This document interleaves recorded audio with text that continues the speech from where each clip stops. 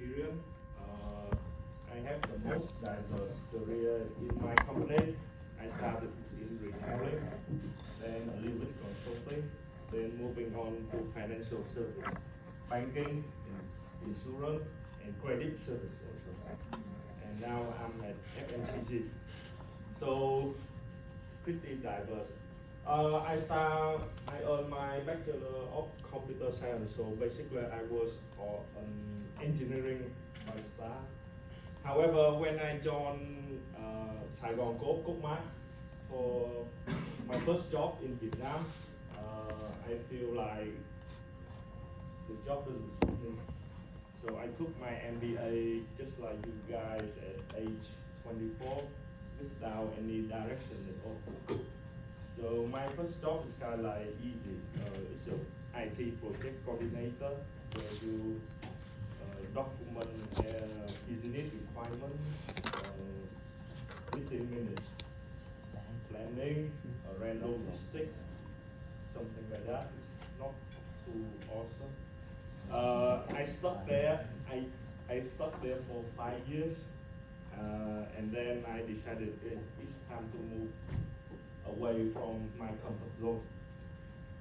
It wasn't easy because when you stuck for 5 years at a government company, then nobody at corporate or MNC organizer would hire you instantly.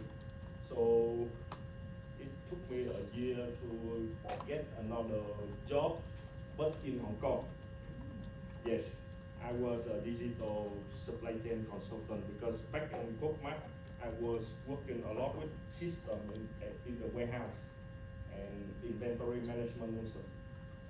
So I took 6 months in Hong Kong, moved back when my company got a license in Vietnam.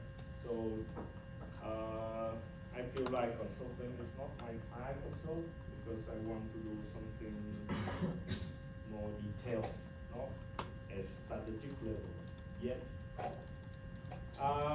Then I joined my first NNC ever, which is FWD, a famous insurance company. They are new, but they are the most richest one right now in Vietnam. Worked there for 2 years. Those 2 years was awesome. For the first time ever, I was working at least 12 hours a day. I learned a lot. I learned how to behave in an NNC organization because never had experience before. I know how to use Microsoft Teams. My previous employment didn't have that. So I learned a lot during those 2 years. One of the biggest project is to support the Vietcombank and FWD joint partnership together. So I was helping to build a system between both companies so they could put in the same song and selling insurance, starting to sell insurance. After that, I was recruited by FA Credit, which is a credit service. So the environment is pretty extreme for me because everybody is like very aggressive and very knowledgeable. So I took my opportunity to learn for 6 months. Then my ex-college told me, hey, come back to help me. So I left FA Credit, then joined AIA. So my job, very special. I no longer work for IT department. I was in commercial department. So at that time, my title was Digital Partnership Manager. So because I want to sell insurance at bank, so they want to embed their product on the VP Bank mobile app. So they need a person who can speak both language, business language and technical terms. Also. You know how to make deals, you know how to build also. So I'm glad that they gave me the experience and the opportunity to be at that position. I learned a lot. I learned about buying structure. I learned about mobile apps. I learned about how to make two systems talk to each other at enterprise level also. I learned about that data sharing and many things. And then I got a phone call from Heineken. We are doing some insane big transformation. We need a guy who is independent, diverse knowledge, can speak both languages. So I joined Heineken from 2022 until now, still working. Recently, my project got nominated as top 3 global product award from Heineken. The final result will coming out in 2 weeks. So I hope I can win the award. So that's would be my biggest achievement during my time at Heineken. So that's my short introduction. She will do hers on the time, so I will not introduce her. So you can visit my LinkedIn or my Instagram.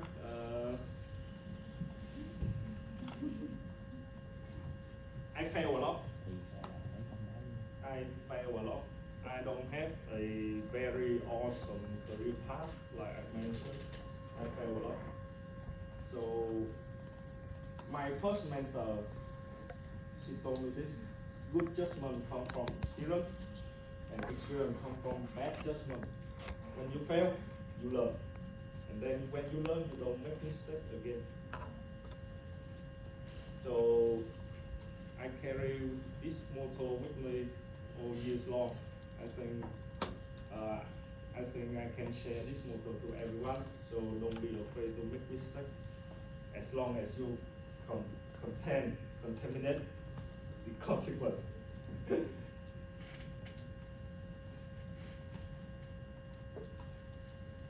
So in my journey, I worked a lot on digital projects, from application, mobile apps, websites, e-commerce service, digital marketing, performance marketing, and a lot from time to time. So what I see is some of the project big invest $1 million, but the impact was very limited. But some project require maybe a few weeks of work, but creates a huge impact. We are at the stage of cost cutting everywhere. Every company try to minimize the cost as much as they can. So their investment on technology to do something new becomes small. So that's why my job is I need to pick and choose which one low effort, high value to do. So the key takeaway is business value. Every single thing you try to do, every product you try to do, has to create business value for the organization or yourself. If you open a startup, it's not for fun, it's for growth, it's for sustainable long term.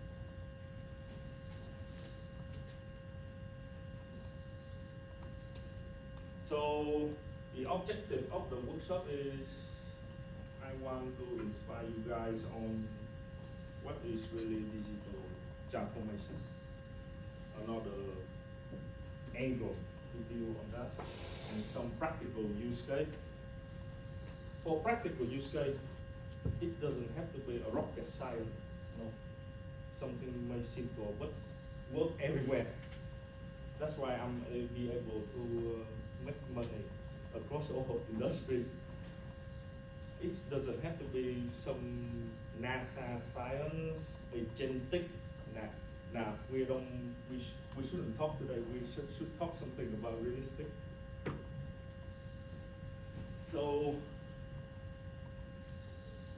I will start with digital innovation. It's not much. It's about technology is quite fundamentally reshaping the operating model to deliver tangible,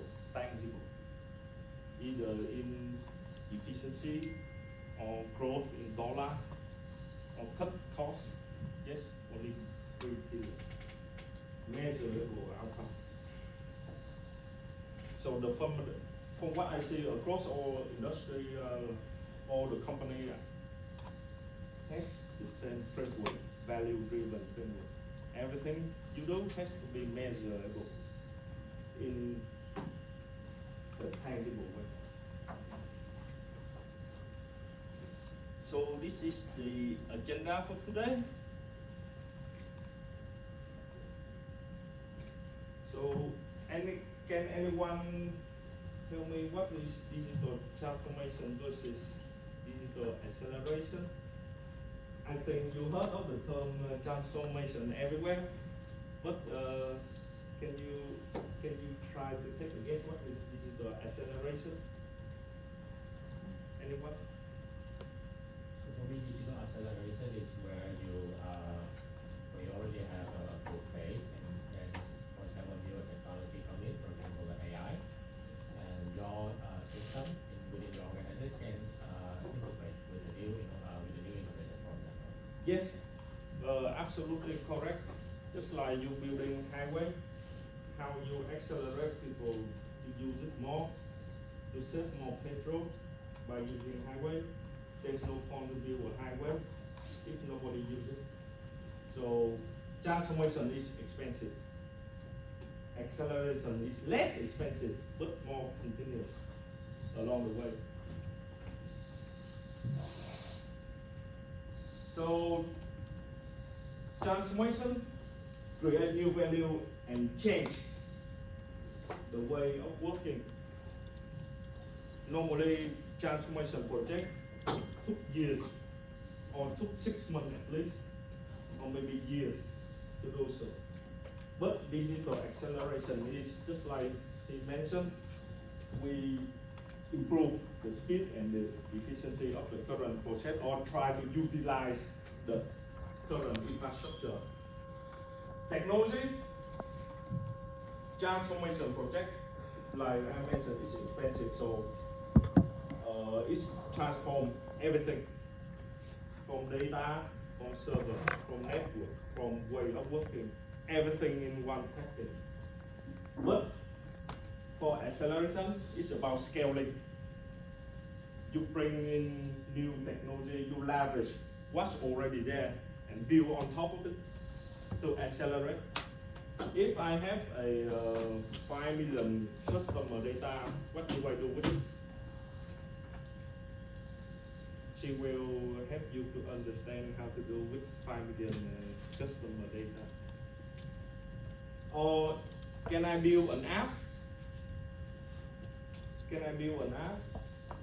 I don't need to acquire any user because I have 5 million customers already. So that's how you scale on top of the foundation the company already has. Process. If people don't work differently, it's not transformation. It's something else. But digital acceleration, we focus on driving productivity faster, more efficient. You don't have to work differently, but you have to work faster, more efficient. And the impact, long-term impact, strategic value. For digital acceleration, we focus on quick win, agile mindset. You don't have to build a perfect product and launch. You can just focus on core function and launch it, continuous feedback, improve, deploy new version. So that's the two different. For me, I'm good on this side. I'm a guy who gets bored very quick, so I want to do something fast, dynamic. Require a lot of domain knowledge. So I'm good at this. I'm not not good at this because if you ask me to join to deploy a new core banking, for example, this will take 2 years to work on the same thing. That's not for me. I did that, but yes, this requires a different skill set, more on resilient project management. But this is for agile mindset. Every day you got new challenge, new problems, and then you have to come up with the solution very quick and justify the value on top of it. So my current job is fall into this category also. So case study number 1, customer data platform. Do you know anything about CDP or customer data platform? Anyone?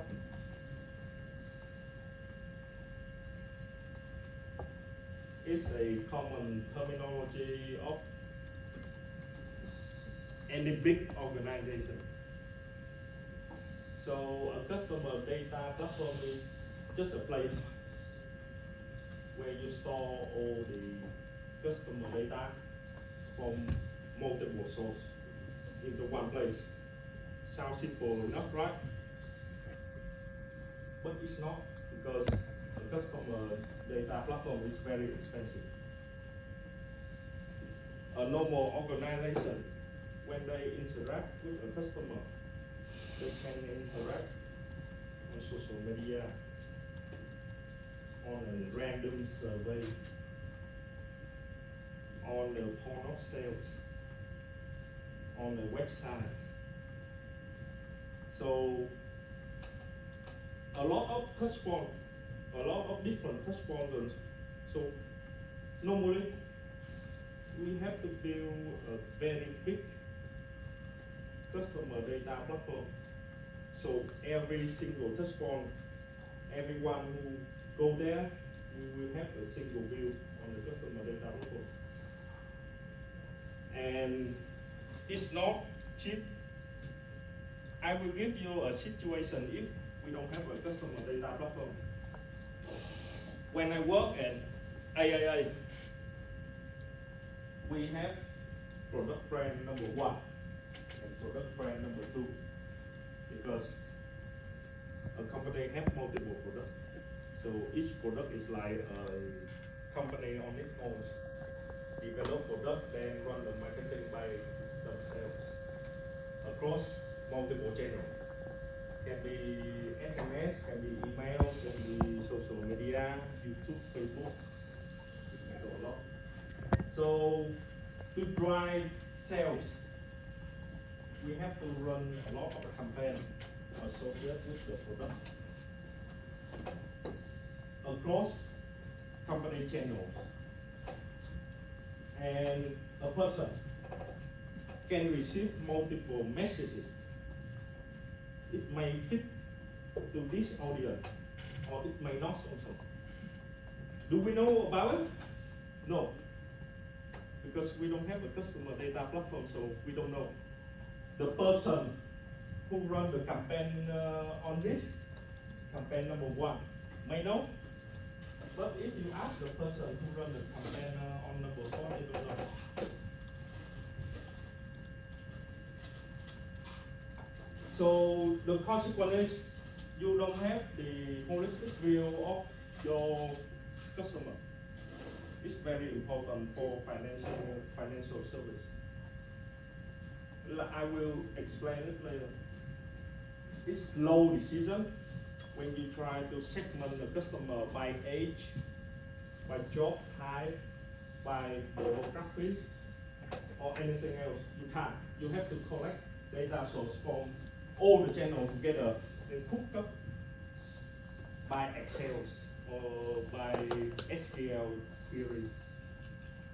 So you might face the legal risk also. Why?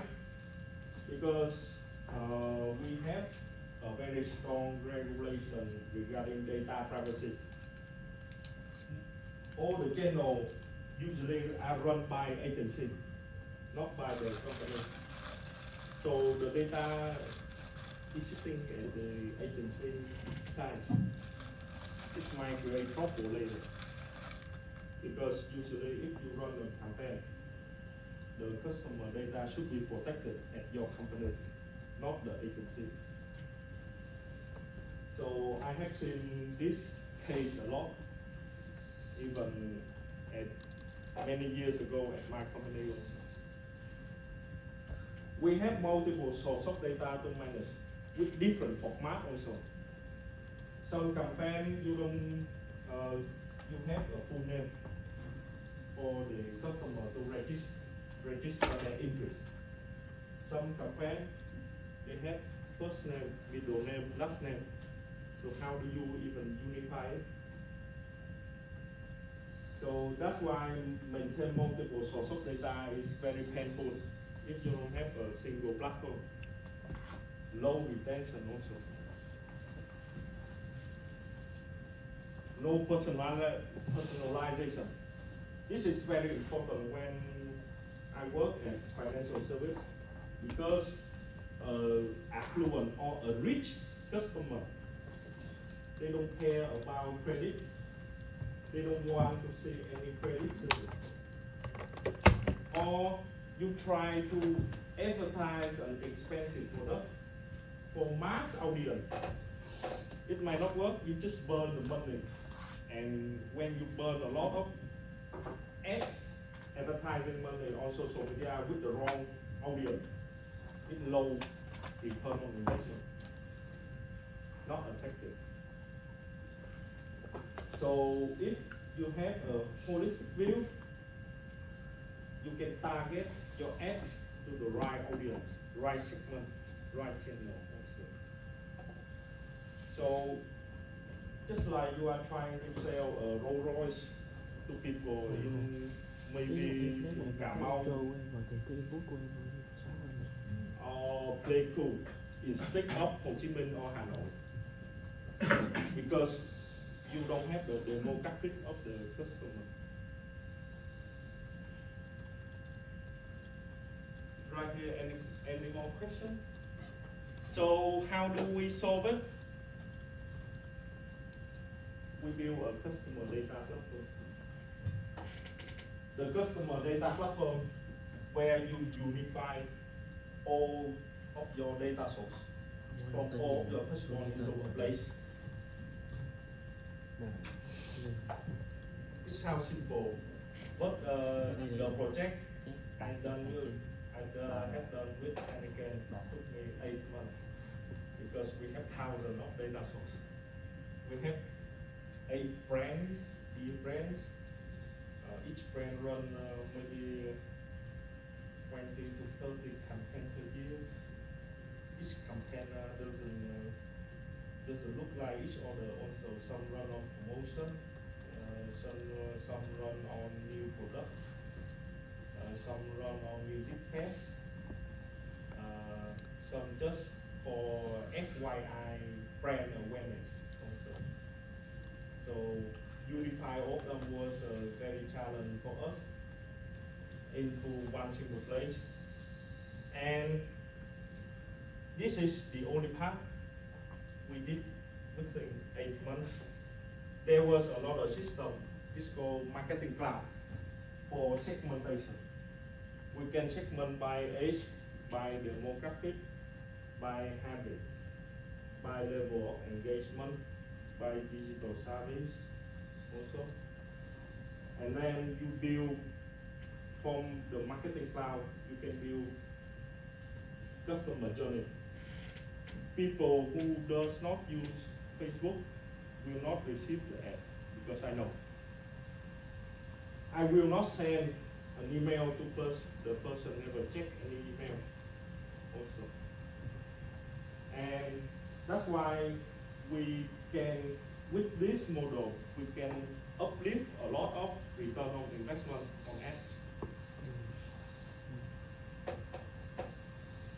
So next,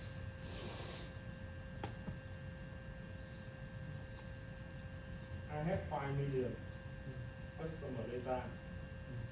How do I generate money. The correct term is monetize. So I introduce chị Bảo Châu. She's the best person who know how to monetize and make money with data, specialize on customer data. So can you share with the class on how did you do it?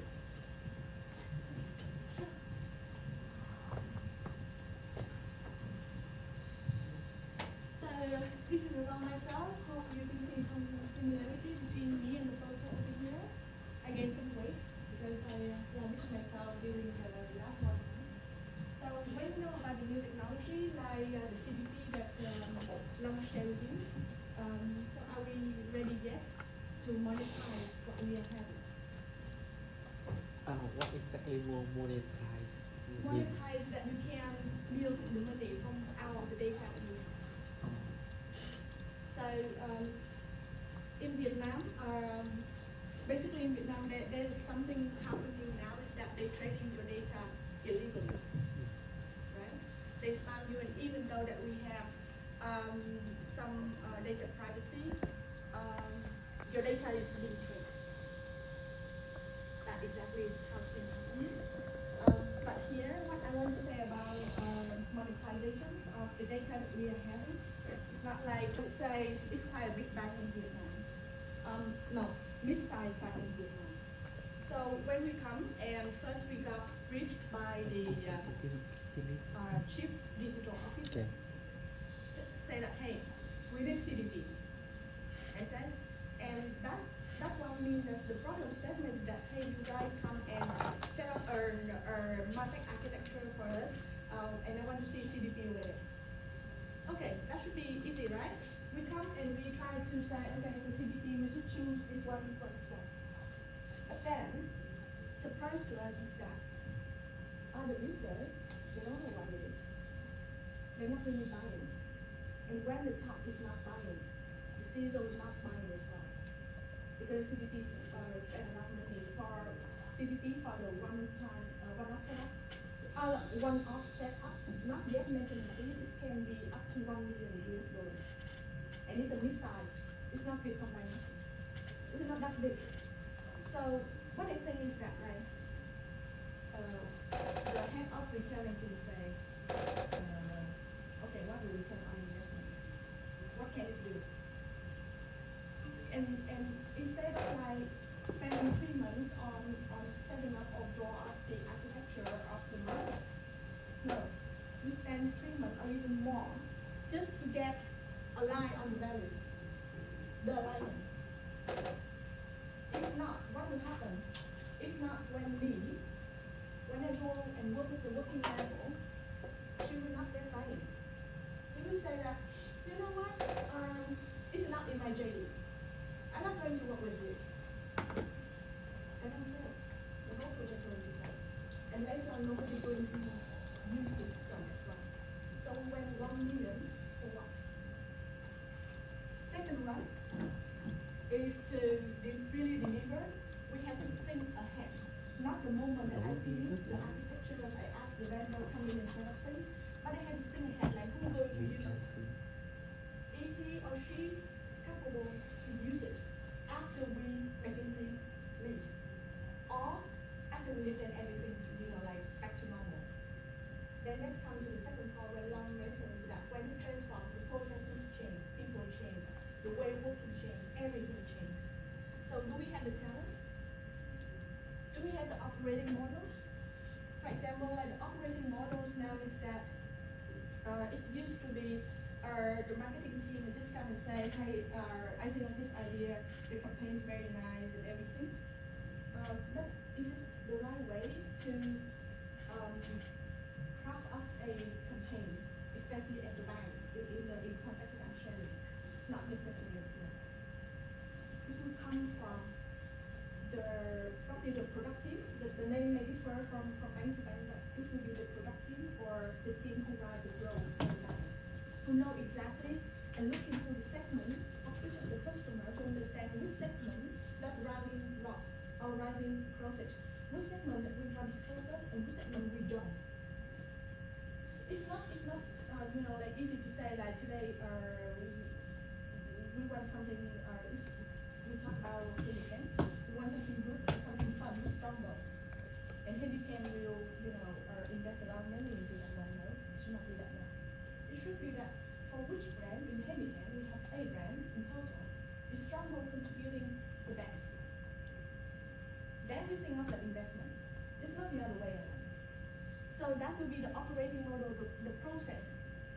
maybe upside down. So now the product team will know exactly where to invest the money, rather than the marketing team. Technology, as I say, this will be the CPP, which Long a little bit explained to you already. And last but not least will be the data. What kind of data that we are really having? When we talk about the deployed CPP and we talk about the new one, we want to unify it a little bit. It can be about the future. So what about the past? Was your data acquired legally with consent, especially with highly governance industry like banking, like medicines? Is your data regularly updated? I was in a case when we were so proud we have like 803 million customer data. We're so proud that one. We sit on a lot of money.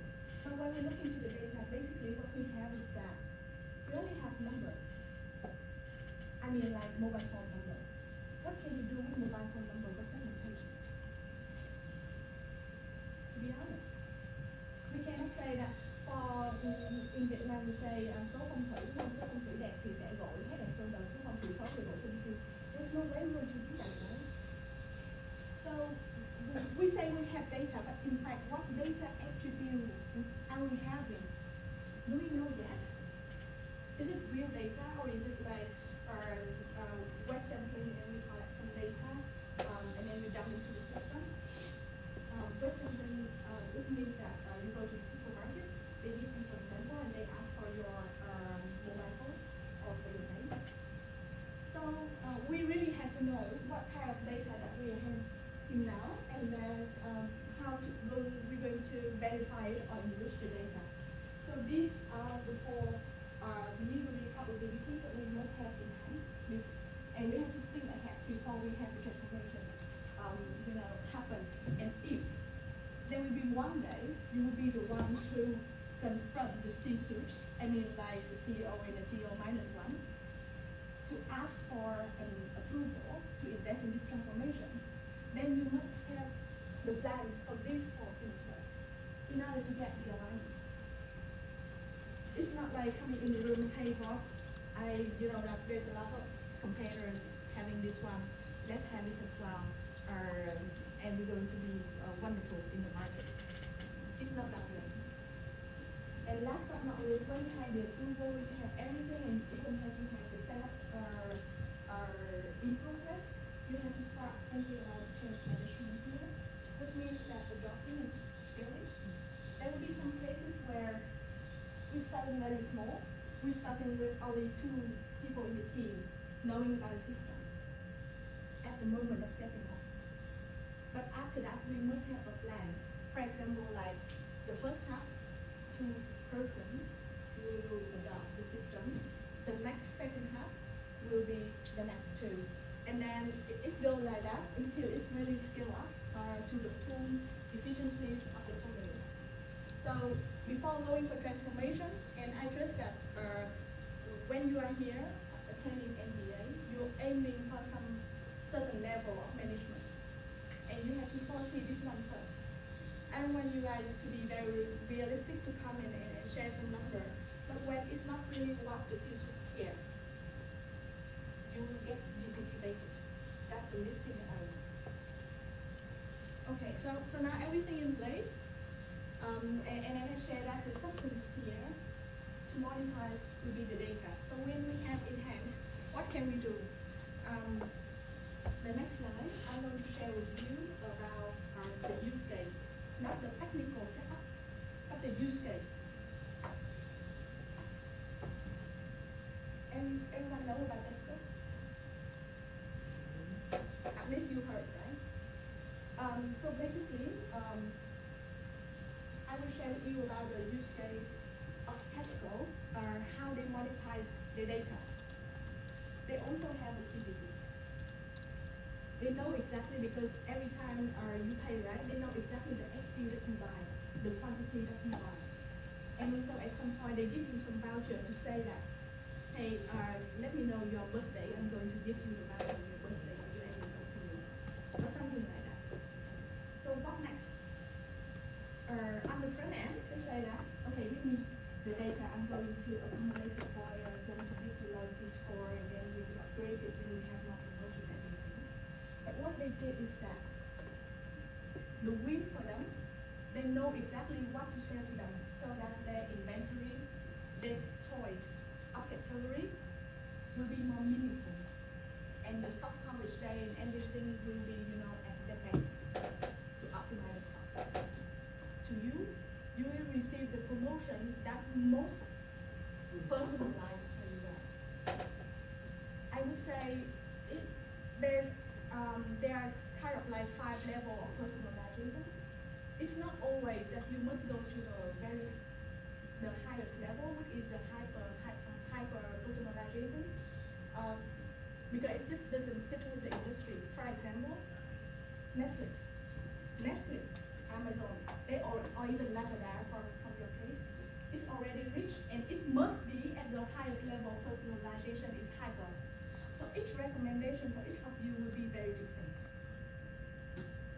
But for FMCG, they don't need to be this one. They only need at the 4th level, which means that personalization, it's more like hyper customization. It's a group of person, because first of all, the value is very low.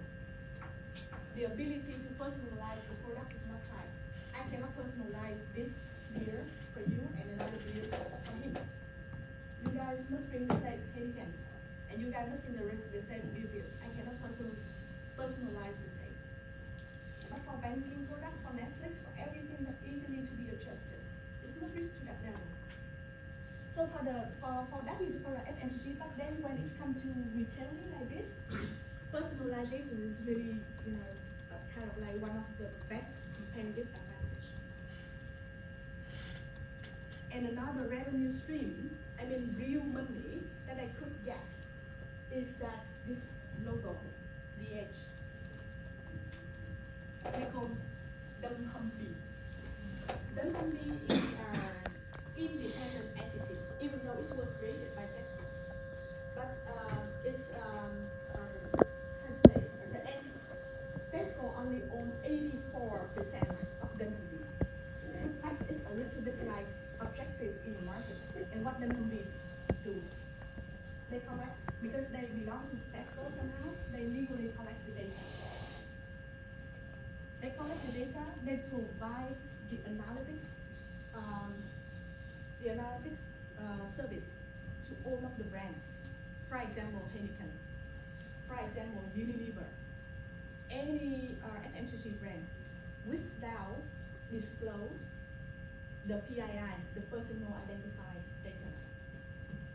And so which means you can go to from here. I just summarize like how they go to supply. Here will be the FMCG. They will pay a subscription fee. And when they go into the company, what they say? They will see mass data. They don't know exactly who is who, but they see exactly these people who buy, and this is the quantity, this is the volume, this is the value, whatever it is. And then they decide to, okay, for this group of people, I'm going to give the customized promotion like this. I push back to the Tesco, and then Tesco will push back to the consumer. And the moment that you receive it, sometimes even Tesco doesn't know exactly it was linked, who received it or not.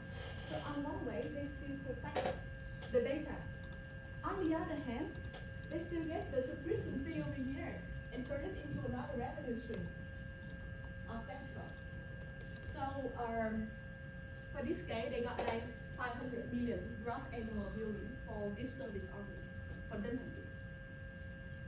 And that's the way that Coopmart in Vietnam can do that. If Coopmart do have a loyalty, it sits on a lot of very meaningful data results. But do they care to collect? Do they care to spend time, categorize, structure the data, clean the data, put it in a meaningful way that they can even build some advanced analytic model to predict the customer going to leave us, the customer going to spend more or whatever.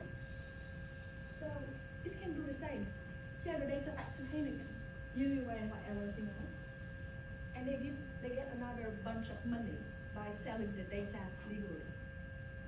A lot, if you work in banking, or as you were in tech company before, I think you heard of kind of like some they call financial aggregator. Before we have GoBear, we have it just slipped my mind. Some other names who give you the list of customer or sell the product on your behalf. They're not yet advanced. They just shuffle the data. So this data selling to this bank got rejected, and I bring the same data to the other bank who the risk appetite a little bit different to sell it and to sell it. And someday they just disappear from the market. And that's the reason why if you compare Vietnam with some other market for example like Singapore. For Singapore, the financial aggregator like that, like GoBear and everything, but somehow they still get survive and live on. The next one is Capitalistic. It's in the US. So Capitalistic is working on exactly the same way that I just shared with you guys. So they got a lot of offers, but not funded by themselves, but funded by the merchants. But at the same time, when they get all of when they get the inside, because you spend, right? You got the promotion, you spend. They take the information and they share this with other banks. And they get, first of all, they get the data of you guys again. The second one is that they get some commission from the bank or financial institution where there's some conversion happen. For example, another new credit card get opened, or loan or personal loan or mortgage something like that. That's how analytics work without exposing the data of the consumer. So I think that two cases will be the cases that I want to share with you guys today. Do you have any questions I can address now? If not, then I will get back to Anh you. sớm trẻ là 3 ngày là lấy 8 tập làm nghề mà. Thế rất thông minh rồi. I assume that we have no questions because I think we'll be a little bit run out of time. So I'll give the ball back to my Yeah, colleague. it's time for rocket science. Not really. So, when we talk about digital acceleration at work, there's a lot of categories. It can be data analytics, can be software as a service platform, like you buy a subscription from someone else. You develop a lot of applications on top of your foundation, your core system. You simplify and automate everything.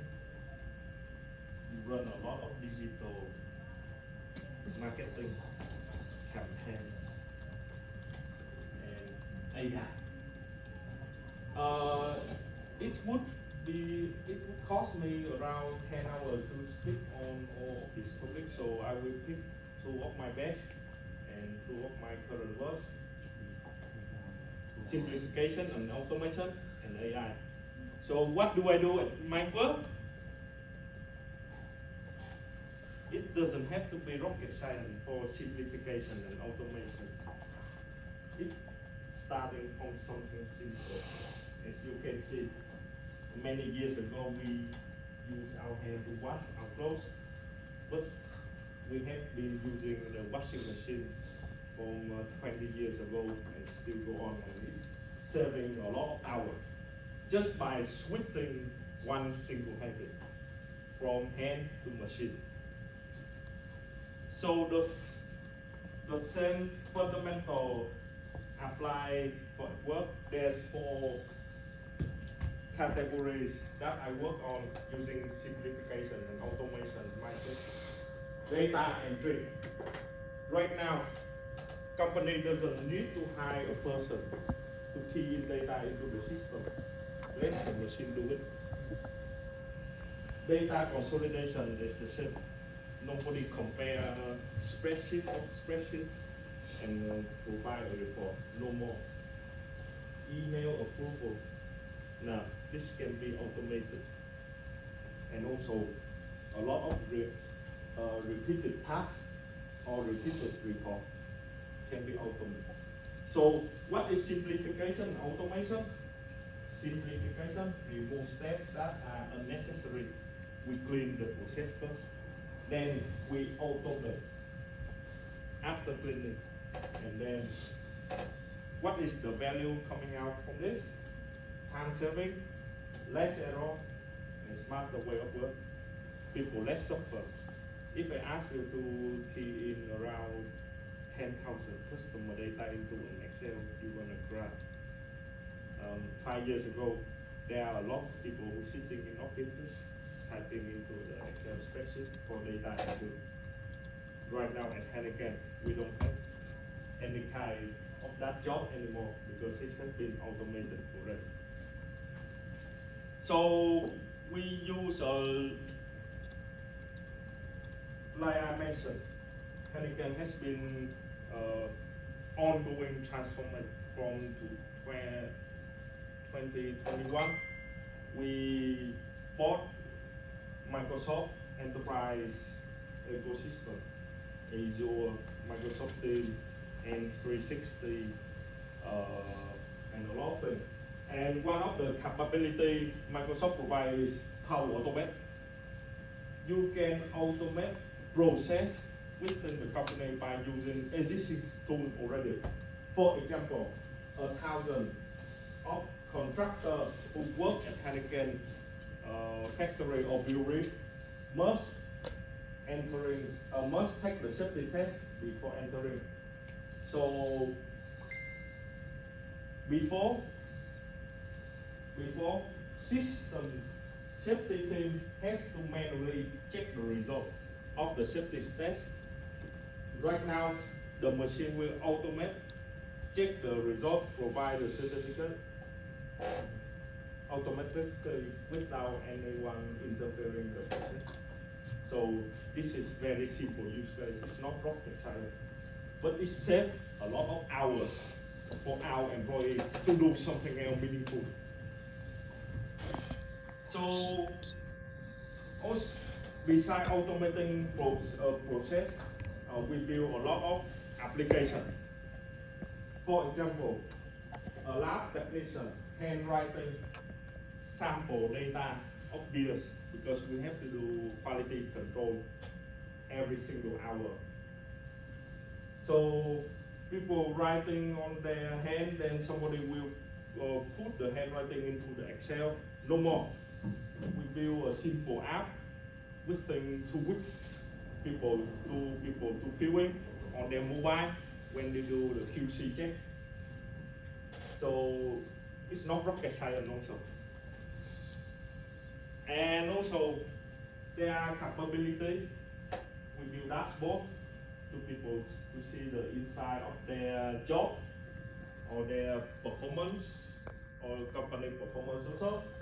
And also we use AI builder to build simple chatbot for everyone also.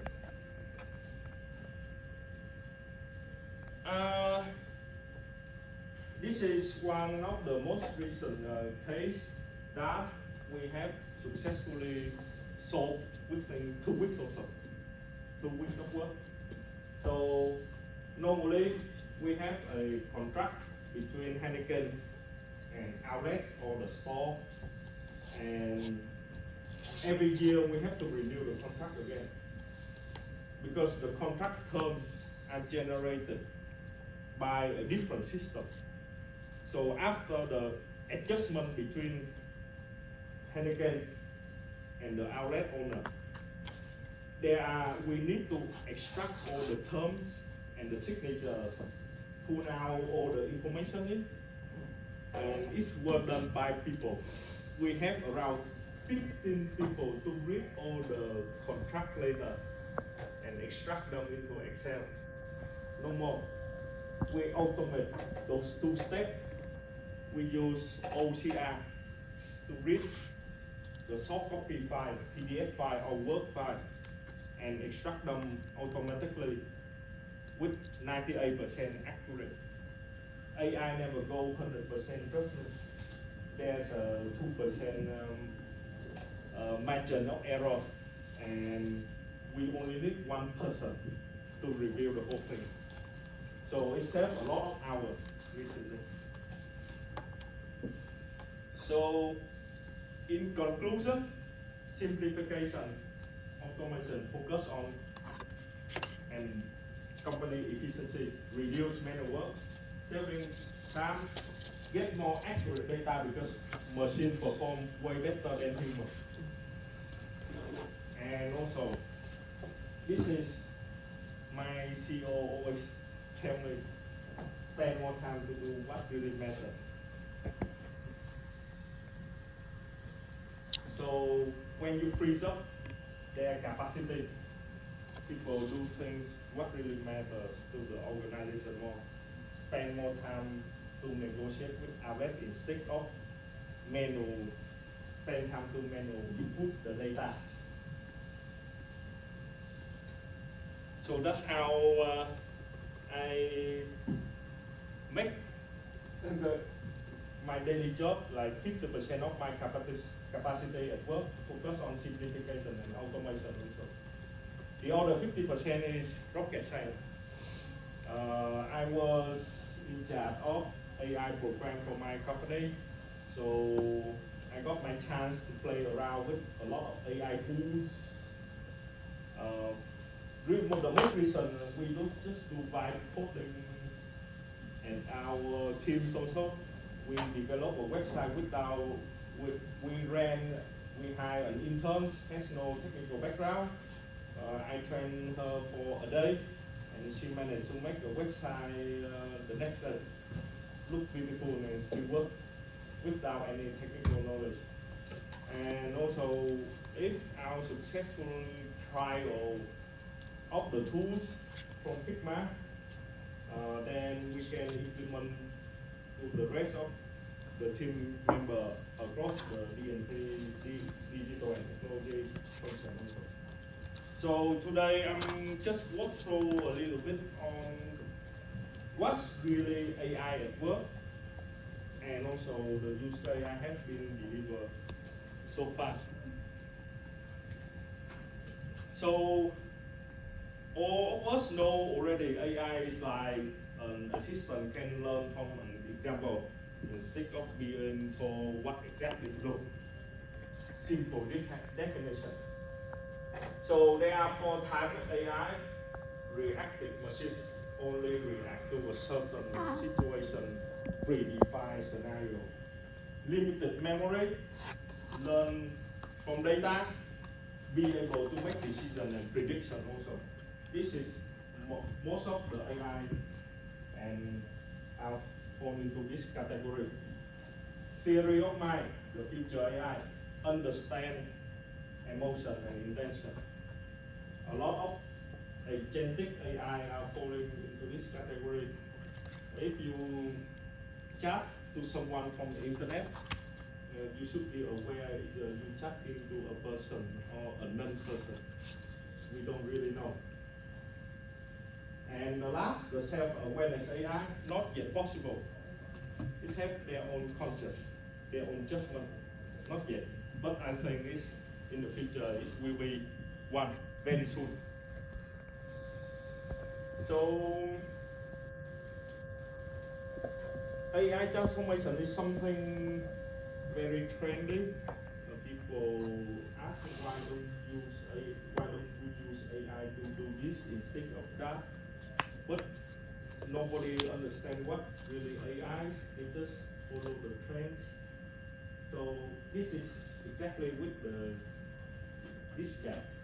So we have a technology breakthrough. AI has been going for more than 20, 30 years already. If some of you learn in computer science, we already learned machine learning and AI many years ago. But we have technology breakthrough over here because many years ago the computer is not strong enough to train the model, but right now the hardware is good enough to do many things. So people were maybe before COVID, AI was boom. It's when you watch television, you watch ads, you see a YouTube video, everyone mentioned AI. But we hit a reality check post-COVID. A lot of startups from Vietnam got closed immediately because they create a lot of stupid AI. Doesn't do anything or doesn't create any value. I have tried out a lot of AI models to count you how many times you blink in the minute like this. Then what does it do? How do you monetize it or commercialize it? Nobody can answer. But it's bounced back again because ChatGPT. We have a breakthrough on the large language model. So from ChatGPT case, we have more practical use case, and this is the real transformation happen. And a lot of practical use case are evolving post ChatGPT also. Right now we are overwhelming with tools and meaningful AI. So yes, AI simple, looking at data, finding patterns, making decisions. A part of my job and everyone else at my company, right now we have to understand the possibility first. What can it do for us before we try to implement new way of work by using AI? AI can automate repeated tasks, of course, analyze big data, yes, prediction, yes, help us to optimize operation, yes, create virtual chatbot or virtual assistant, yes, image and video recognition, yes, and generative AI, generate video, text, audios, and even your research also. So, not possible yet, replace human judgment, work without quality data, fix broken process, or understand the full context. No, just like you insert a very short prompt on the ChatGPT, it doesn't provide you the correct answer. But if you write a proper prompt, provide enough context, it will give you a very quality output also. So my first project AI is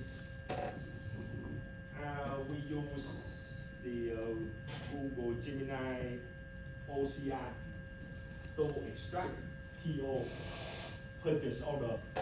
We have 13 supermarkets in Vietnam, and those 13 supermarkets are sending purchase order to Heineken to order beer. And each of them have different template, different format on their purchase order. So we have at least 13 people to take care of 13 supermarkets, key account manager. So why do we have 13 people to do the job of reading POs? No, let the AI do it. So it's extract the data from each purchase order from each supermarket, mark with our SKU because their naming might different from our naming.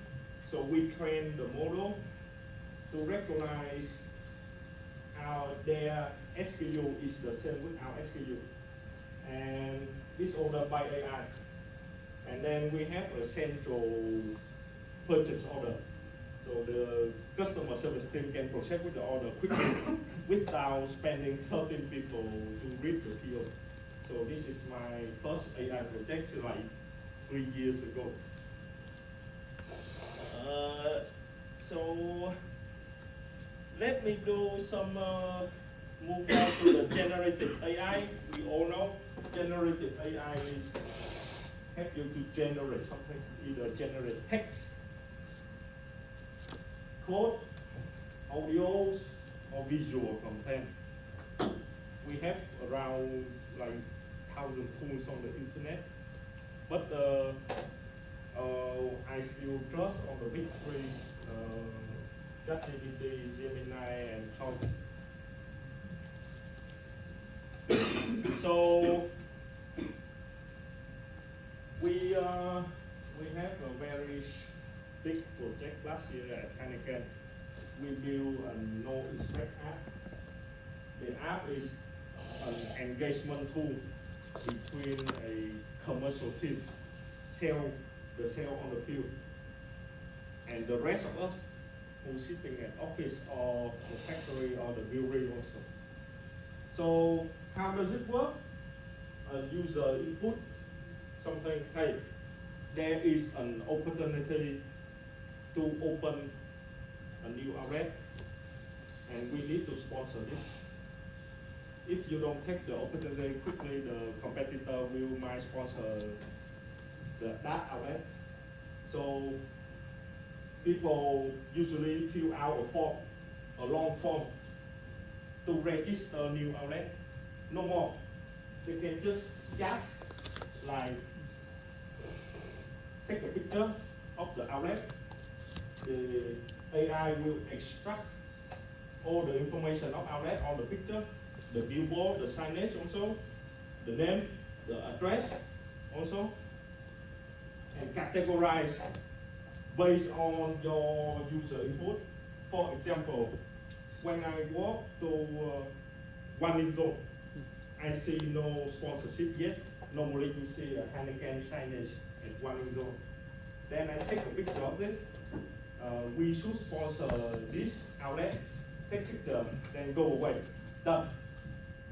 1 minute of user input without any form have to fill. So it's all done by, I think, GPT 1.4. So I use two AI in the same tools also. So like this, I take a picture of this outlet. I see a problem, and the LM will respond. It's categorized as this as an issue because I say quyển này không sáng đèn vào buổi tối. So there's a back-end platform who categorize this and send this message to the right person, and that person has to be responsible to fix the signage. So within a year, we got around 850 submissions, new distribution, issues, complaints, or new suggestions. So we have 0% to categorize everything. Let the machine do it. And we use two of the technology, GPT for the large language model chatting, and Google OCR to read all the information from here. We try the OCR of the GPT, but it's so bad, like not even 50% accuracy, so we switch to Google. So this is my first look at Silent, because it was a difficult project for me, not about technology, but about legal and compliance. When we get the API from both Microsoft and Google, how do we ensure what we are putting on the internet is still legal? If somebody say, this is the outlet owner, and then their identification number is something, and then you guys go on ChatGPT, found her identification number, we are in trouble. So there beneath this, there is a model for content moderator. You cannot Google porn or any illegal gambling in the chat. So this is very hard for me. When we launch the project, we have to manage what user input in here also. So the company will not expose with the risk. So I think we run out of time. I would love to speak more on this, but you guys have any questions? Yes, maybe I can have some question. So, in your previous part, right, you mentioned that there's two parts, right? So there's transformation and then acceleration, right? And your job is more on the acceleration part. But I think that for organization, then transformation and acceleration probably they'll require, yeah. So let's say that if for an organization, when do you decide to go for transformation and when do you go for acceleration? Well, good question. No, first, normally, this will not take turn. You are not transformation and acceleration. We don't have the luxury of time to do that. Normally, transformation happen at the same time with acceleration. So we need to understand that. Secondly, like the transformation. Let me jump back the slide. Hold up.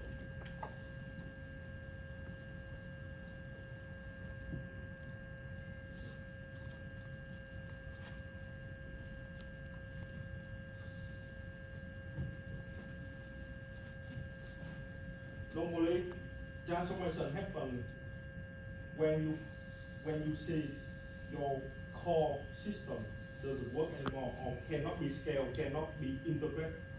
So we need to make a big change. Or there is some transformation project related. We have 1,000 employees. Then how can I operate with 300 employees also? So that problem statement will create transformation project. Acceleration is different. I work on top of what already built. So normally, this will be a top-down approach. This will be a bottom-up approach, which means this is department level. They request something. So we investigate on how to deliver the product. On this just like Joe said, this more top-down CEO level, top-down. We have one problem statement. How can we scale? How can I open more brewery, more factory? So one problem statement. Then we have to investigate on all of this and all of this before we decided how we doing with this transformation. Because transformation usually huge of investment in terms of cost and people. Does it answer your question? Yeah, it is, and it leads me to my follow-up question, right? So let's say that, so of course that you mentioned that you do transformation when, for example, your cost system, right, is no longer scalable, and you no longer, let's say, flow with the kind of legacy system. So I guess my question is, maybe it's not related to this, but how do you decide, or how do you know that your system is no longer works or no longer scalable? Because what Ms. Joe just mentioned, right? For example, CDP, one time setup is about $1 million. So, and immediately people keep asking about ROI. So, of course, that it create an incentive. It's not really like create an incentive for people to jump right into transformation. And I would say that, I would argue that most probably like people would want to improve on what is it that they have, so acceleration, right? But do you think that, I think that transformation is also needed. So my question is, so how do you know that it is the time for you to transform? And then you say that maybe like, I guess best case scenario is transform, then you accelerate, but then you say that, okay, we can do it both together. It might be a little bit hard, right? So how do you do that, and how do you know when you need to transform? Yes, it's your area. Normally they are an organization think of transformations. It's big, and normally that's when the CEO they find that the current growth lever is not sustainable. For example, if they look back and if some, let's say, bank CEO look back and see that like there's a lot of cost paying for few cents, meaning that we hold few cents. Then how can he, because he's managed the team now, so he has to either like optimize cost or increase the sales. But if increase the sales in the current context of Vietnam, when we talk about banking business, super competitive. How to launch the campaign faster to the right customer and everything. There's a lot of question about that one. Once you can approach, once you have to think, okay, if you do anything beyond the lever, what is about cost? So everything, I would say that is directly go either to the cost or to the revenue. Then the thinking of transformation will come up with that. It's never because like it takes 3 days to get the approval for my business trip, and so let's say not something like can make it in like 1 hour so that I can fly out. It's never at that level. It must touch into the P&L of the whole company, so that he will have to think with some other head business or whatever. Think, okay, so what are we going to do? Probably 1 minute to hear about McKinsey. So normally the decision is going to have kind of like some top line increase discussion with some external people. And sometimes they come with us and just say that like, I want to go like I want to. Which means that the problem statement is not even clear at the moment. As the example that I shared with you, and then the CDO didn't go to McKinsey or something like that. He just go to some certain conference, and we heard about the CDP, and we come back and we say, no, you need to have a CDP. Then what we have to work back is that in CDP necessary. It's a huge transformation. It changed the way that people collect the data, the way that people, design the data. Because it's no longer stay with marketing only, now it comes from the productive. It comes from digital marketing. And sometimes even back, I think like 5-6 years ago, or even sometime now, we hear digital marketing sit with marketing. But basically sometimes marketing is something that you cannot see. You cannot get the ROI after one campaign. But digital marketing is something very solid, something very concrete. That's like after 2 weeks you must see the number arrive. If not, then that performance marketing that campaign must be adjustment, must be optimized either by cost, either by vendors or whatever it is. So that's the point where the customer, where the client or the CEO or the C-suite, they can hear about something and they also being bothered about the revenue and the cost. Which really impact them. They never get bothered because like, why I cannot get that business trip approved in 1 hour. They will not, have a transformation. Just go with the team. Then you know what the transformation.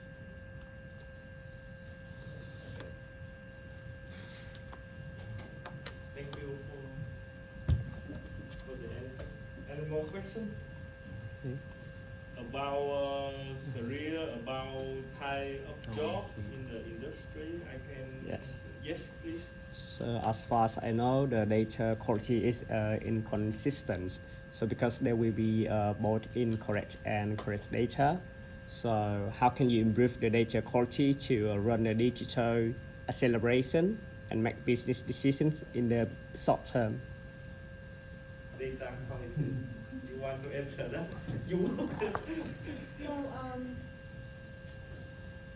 do you have a specific use case? Because the data quality sometimes it's when it's concerned with like internal data. For example, like in the example of the PO, the purchase order, like Long said, there's another way to manage the quality of that data, and that normally is easier because it can be automated, or at least it's standardized.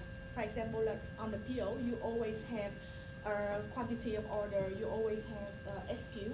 Probably just the name of the SKU is different. Some usually came with capital H, some without capital H, something like that. So that easy way. But if your case is about consumer data, and in the last pillar when I talk about the data, I would say like certainly it needs huge effort to check the quality in terms of like the format, in terms of like the legitimate of the data as well. Even like we have to go to the extent where we have to delete the data because those data was obtained without the consent. We have to do that as well. Normally it takes really long time. For example, like if I go and I order market, for example, a CDP for a vendor like RDP or segment or whatever it is, and practical, it's easy to set up when you have nothing. It's just a system. But when I already have the data to do the integrations, I mean like to bring the legacy data on the legacy system, map it with all the new field in the new system, it can take up to 1 or 2 years. Depending also on the scale of the bank as well. But it's never the job of over the night. I hope that later on when we have the AI, this will be much better. But still, humans still need to be in the loop to understand really, because the AI cannot understand in the past how the data was captured. This was captured at the branch in Vietnam, right? It's quite okay, but some you can see that the segments of the bank can go even to the wet market, sit next to the lady, the owner, to say, no, okay, please open the account with me and I'll do everything for you and do everything for you. And she doesn't care what I'm writing down. We just sign the paper and get the promotion, and that's it. And next month she can close the account. So there's many ways to obtain the data. So first of all, we have to understand the nature. How could we capture that one?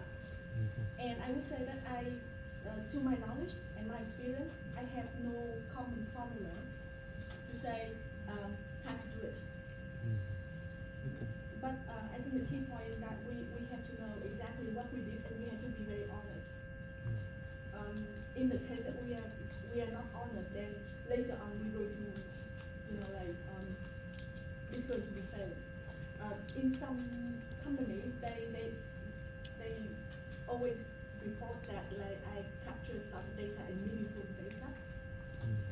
They are not brave, not honest enough to say, yes, I captured the data, but the attribute is not good enough. For example, like the case that I shared with you, we can have like millions or telephone number, but we cannot sell strong ball for those, the last digit of 7, the last digit of 4 will bring penny.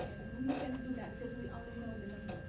But if we know the gender, we know the age, we know the income, we know the interest, the reference, whatever, we can know exactly if I should send her a voucher to go to Yo-Yo High Class Club, or I should send her just, to a family restaurant, or even like Đón Nhậu. Okay, thank you. I hope that addressed your question. Yeah, thank you. Yeah, just to add one more thing, data cleansing job sucks. Yes, it sucks. I've been doing that for months. When I try to ingest the data into the CDP system. So we have Mr. ABCD everywhere, because it's a very low quality data. People register from the internet, and the phone number is real, but the full name is not real. So we have to remove a lot of that thing, and also people are not typing properly. They make typo mistake a lot. So, but when very unfortunate that AI and LLM machine models wasn't happen during 2022. But right now we have more technique to support our data cleansing process to make the data more quality, and also there are techniques to enrich the data also. So any more questions? Yes, please. I want to ask about your latest AI project. I think it's very great. So I'm just wondering, how would you guide your team through that project? Okay. Yeah. Because that is the hard part. That's not the hard one. Yeah. Because the hard one is to debrief the problem statement from the CEO. The problem statement is, I feel our commercial team is not as excellent yet. I see a lot of issues, but I don't know where to report it. Yes, one single sentence. Then my CTO, then I can work on it. I was like, are you for real? How can I work with one problem segment? So I just freestyling, create a model like, hey, let's build a platform where people can submit by chat, because I was studying on ChatGPT on something else. So how can we bring this to our organization? So first we had a brainstorm section among my team. I have six people on my team. So hey guys, do you have any ideas?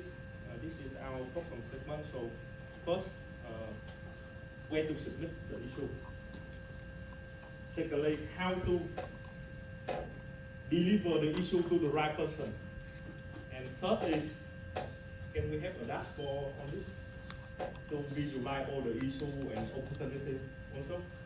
So I worked on it for 3 weeks, January 2025, exactly 3 weeks, and do an process also. Then I form a team. I need this person on my team. I need a designer also. Then we decided how we do it in-house or we outsource also.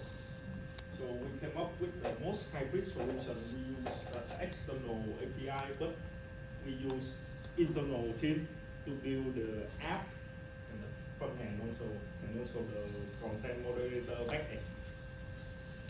So how do I drive the new model to 3,000 people at Heineken? That's another challenge. So any one of you have product marketing background?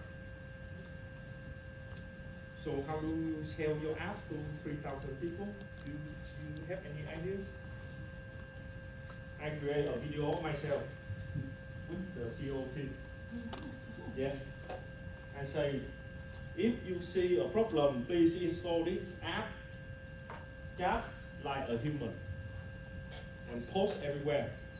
You can see the TBC at our company with my face and my mobile also. We run a campaign.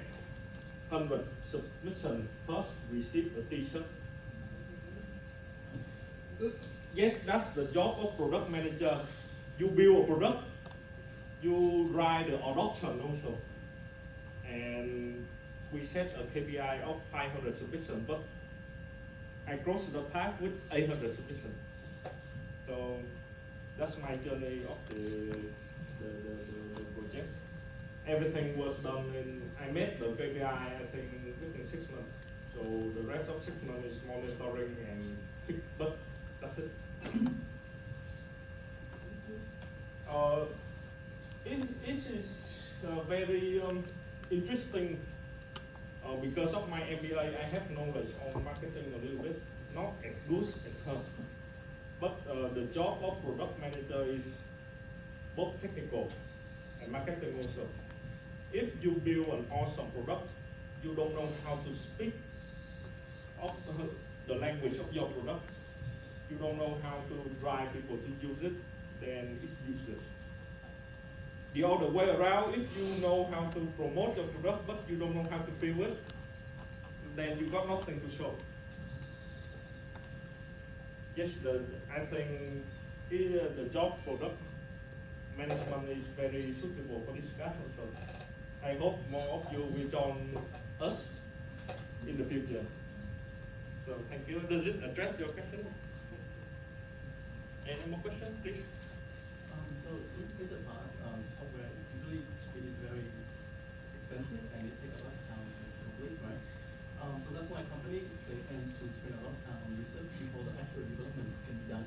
But today is different. The AI you can develop a full MVP or a new feature within few days or a week. So my question is, do you think that companies should spend that much time and effort on research, or they can just jump straight to development and if they don't like it, just get rid of it and start a new one? To be honest, we do, from my experience, we do not have the luxury of research. That's why our company, most of company hire experienced people who work in an exact domain, so they know what software will fit into that domain also. So basically, when we receive a problem segment, we have a problem like this. There's too much on that. We need to automate this. I have a week or two max to think about solution, whether we should get a new software or we try to fix it as much as we can with the existing software. So when it comes to the cost, when you buy it, it costs. When you fix it, it's also cost also. So which one costs less? So we pick the cheapest option most of the time. If you cannot fix the existing process or existing software, then we have no choice to have to bring new software. Then we have to consider, are we doing it in-house or we have to buy a subscription service or of external vendor also. So that normally the process within NNC. All the banks or FMCG are doing the same things. So it's cost related. So does it answer your question? Yeah. Most of them related to cost. Very sorted. Any more questions? Other questions?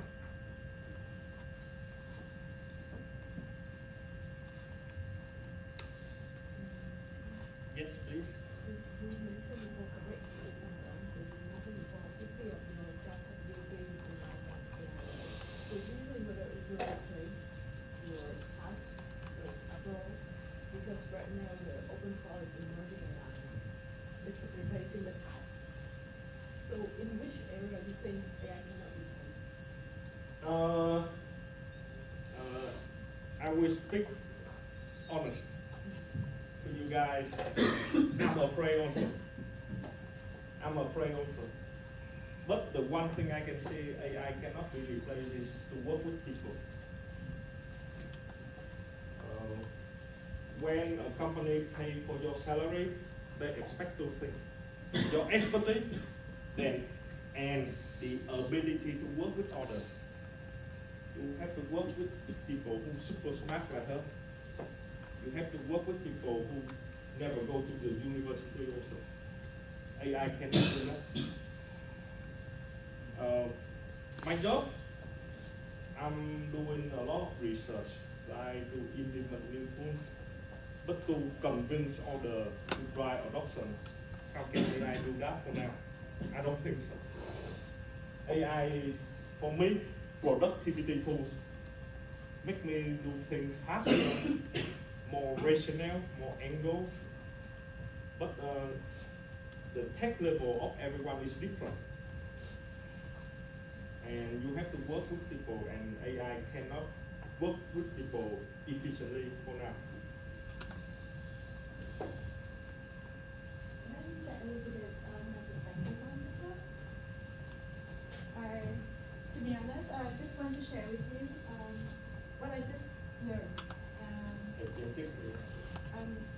about the friend. So the course that I took was applied agentic AI in business transformation. And we also see and understand kind of like foundation how AI works. And then we also discuss about our compliance framework, the governance of AI, and also we concern about like if AI is something can replace human or not. What I would like to share, and I totally agree with my lecturers and with the students my lecture, is that it's always need human in the loop. Because the AI lacks two things. The first thing is the intentions. You cannot have like an AI who really have an ambition. What AI is doing now because you want. He or she or the AI will not have like need to be kind of like profit increased by 10%, and then I have to manage all of the stakeholder, the board of directors, everything. That's the first thing. Intentions they don't have. The second thing is the judgment. The judgment to say that is good or not, because it's not human. What it does is that it's learn. It's learn fast. That don't take fast are equally to quality. Because our AI also have some kind of like bad side, is that hallucinations, outcomes. You can try it as well. So I asked ChatGPT, I say, hey, this is my gross salary. With the new policy of Vietnam, you know that we have new policy to deduct their everything, the PIT, new this year, right? So I say that okay, this is my gross salary with the new policy. What is my salary? I declare that this year in 2026 and it should know, right? But the rate of reduction and everything is still apply of 2025. In some other cases, it's also very funny to say, it say a lot about one of the partner I want to talk to. So I was trying to find some information outside of the Google or something like that. And the ChatGPT gives me kind of like a lot of information about him, which I was so surprised. I said, okay, where's the link? How you know it? And when I click to the link, it's not my friend. So there's a fact that there's two things. First, it has the ability to be hallucinated. The second part is that the way that it makes the decision is not transparent to us. I don't know why when it calculates my PIT, it didn't take the new rate of 2026, but took the rate of 2025, even though that I stated to him that take the rate of 2026. The whole process, I don't know what happened. And I'm not a technical person to understand as well. So that's the reason why there will be to the day when humans still there. But humans need to be even better than the AI to do the judgment. If you're not critical enough and you take everything that AI gives you, I'm not so sure what will be the consequence. And there is a quote from another professor in business or London Business School that I really like, that as machines get better at learning, then we have to be better as a human. There is something that human cannot replace, especially at the end of the day, approval or medicine, something like that. There's some case in the US when it's prescribed wrongly, the dose of medicine for a diabetic customer. It's also, have all the codes and even the link. And we think, when we look into that one, we think, wow, okay, there's some soup over there. So I can, prescribe for my client that way. But when they really go to the link, it's different information. The same way with the PIP rate that I shared with you guys. So there's always need a check again. there always a human should be the one who click the button to submit or not. Because there's some consequence that an AI cannot be taken for, be in jail or whatever, I don't know, but they just cannot do it. And we're not creating AI so that we will be the one who is responsible for it, right? We're having AI to ensure that everything delivered will be delivered in a meaningful way. So that's just my perspective. We are not going to replace, but we must be even better than them. We're not going to do the job by ourselves, but we must be good enough to look into it and to say, this is right, this is wrong, this is doubtful. So that will be our job in the future. And the intention, we must have our dream. AI may not have a dream. Or later on when AI can be very advanced, they have their own dream.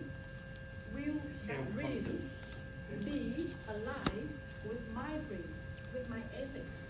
I'm not so sure. And I think that human is not going to create another human just to destroy the real human. So that is just my perspective.